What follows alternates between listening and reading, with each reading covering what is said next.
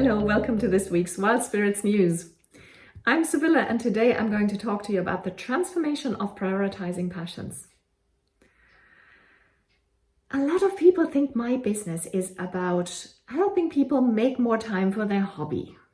It can be a bit exasperating to try and explain to them what a huge transformation my programs actually cause in a life. It turns everything completely upside down in the life, as well as rattle the very foundations of this modern and rather dysfunctional society that we live in. Your mission today is to learn about this transformational power of prioritizing passions, and also to learn steps to put this into practice for yourself.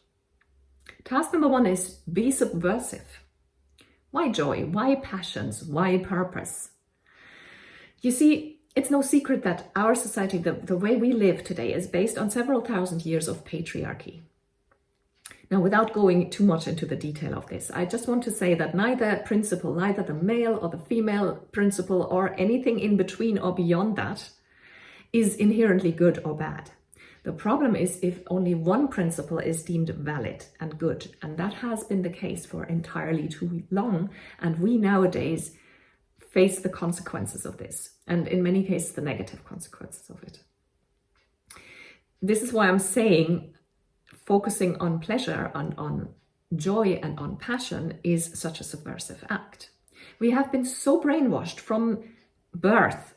It's everywhere around us. It's in the very air. It's in the DNA, because again, this has been going on for thousands of years. So we are born into this. So much that we rarely question this focus on the practical, the linear, the practically useful and logical things like money, career, and so on. And there are people who spend their entire lives focusing on money, career, a house, a family, and all these things, and never notice that they're super successful, but they never notice that they're actually not happy. And that, again, is why this is such a revolutionary and transformational act. So what can you do to start to change this? What you can do is to make a decision that going forward, you're going to focus on what matters. Now, this sounds like a really small and ridiculous step, and it's only the first step, but it is very important and you can't skip it. So I highly recommend, if you have to pause the video, stop for a moment now, take a deep breath and make a decision to focus on what matters. Task number 2 is called Prioritizing Passions in Practice. Make no mistake, this is going to hurt. This is going to ruffle feathers around you. This is going to make you feel ridiculous and silly in some case. And your programming will always come back when you least expect it. This is a process that goes on for a long time. And it's something that I actually suspect that it never really changes. It never really finishes. I'm still on the journey. I might be a little further along than somebody else who just sets out on it, but I'm still not done and perfect now in prioritizing passions. So, and the other thing, one more thing I want to say. The other thing is that, of course, this doesn't mean that you should now stop earning money or looking after your family or doing things like that. That would be detrimental, and this is not what this is about. This is a matter of focus, like we decided in the first task. And focus is a lot more powerful than we think, because if you actually prioritize joy and passion above things like money and prestige, it does turn your entire life upside down and inside out. So make no mistake about the magnitude of what you're undertaking here.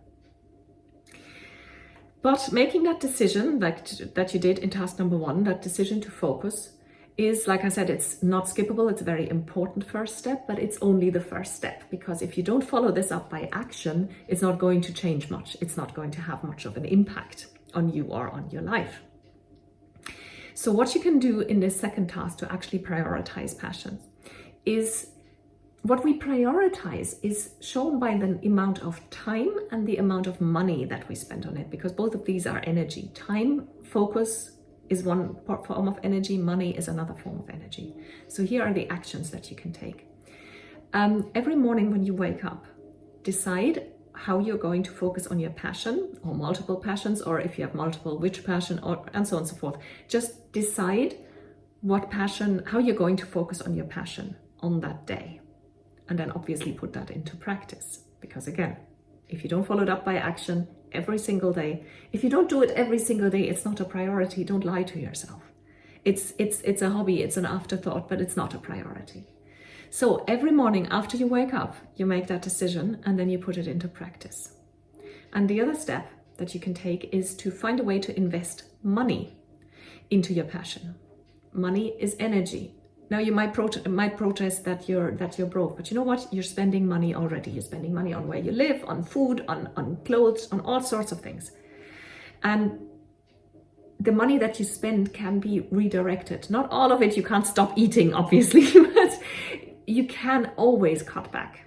It's almost always possible. There's some very desperate situations that might be the exception, but if you're a normal person with any sort of income, you can redirect part of this income. And again, how you spend your money and where you spend your money shows your priority. Is your priority only the practical, the money, the prestige, the clothes and the going out and all that?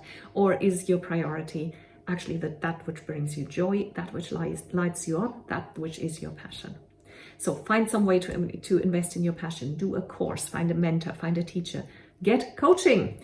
This is what I focus on, but you don't have to sign up with me. If you don't resonate with me, go to someone you resonate me. I'll cheer you on all the way. But do get support with this because, again, this is revolutionizing your life. This is going to ruffle feathers and this is going to be difficult.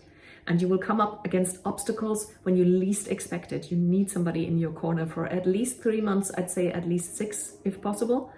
But any support that you can get, sign up, look into the programs that I offer and research other coaches. Get some support. In some way, invest money in your passion. That's the other step. Task number 3 is, as usual, let me know. Hit the reply button on the email that you got the link to the video with and tell me what your main takeaway from this video is. Is your passion already your priority? And if not, or if it's maybe not enough of a priority yet, what steps are you going to take? Or what is the one main step that you're going to take to prioritize your passion more and to join in this subversive behavior, in this revolution? I would love to know, and I will reply to every email, I promise. If you didn't get the link to the video in an email, that means you're not part of the Wild Spirits community yet, and you should join us. Go to wildspiritscoaching.com and fill in that little form there. You'll get 1 email per week, so it's 100% spam free. You'll get additional information and articles, recommendations of books and other resources, and sometimes you get exclusive offers that are only for my subscribers that nobody else ever gets to see. So go to wildspiritscoaching.com and sign up. You can also Google Wild Spirits Coaching. That'll get you to the website as well. Thank you for watching.